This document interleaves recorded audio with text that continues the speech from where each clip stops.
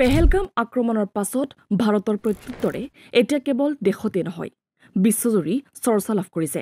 Operation সিন্দুৰ শীৰ্ষক এই শক্তিশালী অভিযানে ৭০ৰো অধিক সন্ত্ৰাসবাদী নিহত হোৱাৰ খবৰ আহি পৰিছে। এই অভিযানৰ নেতৃত্ব দিছিল দুগৰাকী প্ৰধান বিষয়াক্ৰমে কৰ্ণেল সোফিয়া কুৰেশী আৰু উইং কামাণ্ডাৰ ব্যমিকা সিঙে। আৰু শেহতীয়াকৈ এই দুয়োগৰাকী বিষয়াৰ পটভূমিয়ে সামাজিক মাধ্যমত বিশেষ চৰ্চা লাভ কৰিছে। পেহেলগাম ঘটনাৰ পাছত কিছুসংখ্যক লোকে সাম্প্ৰদায়িক উত্তেজনা বৃদ্ধি কৰাৰ চেষ্টা কৰাৰ মাজতে এই দুগৰাকী বিষয়াৰ ধৰ্মনিৰপেক্ষ পদক্ষেপে বিশেষ চৰ্চা লাভ কৰিছে, কিয়নো কৰ্ণেল সোফিয়া কুৰেশী হৈছে এগৰাকী মুছলমান আৰু উইং কামাণ্ডাৰ ব্যমিকা সিং হৈছে এগৰাকী হিন্দু।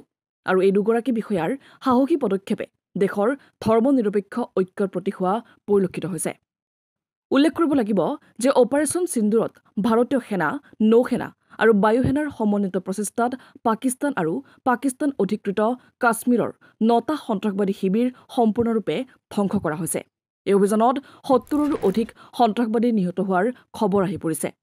আৰু এই অভিযানৰ নেতৃত্ব দিয়া দুয়োগৰাকী বিষয়াৰ পটভূমি ভাৰতৰ বিভিন্ন ধৰ্ম আৰু অঞ্চলক প্ৰতিনিধিত্ব কৰে, যিয়ে দেশৰ অটুট ঐক্যৰ এক শক্তিশালী বাৰ্তা বিশ্বৰ আগত তুলি ধৰিছে। আৰু এই অভিযানে কেৱল সন্ত্ৰাসবাদৰ বিৰুদ্ধে ভাৰতৰ দৃঢ়তাই নহয়, দেশৰ অখণ্ড ঐক্য আৰু সংহতিৰ জয়যাত্ৰাকো উদযাপন কৰিছে।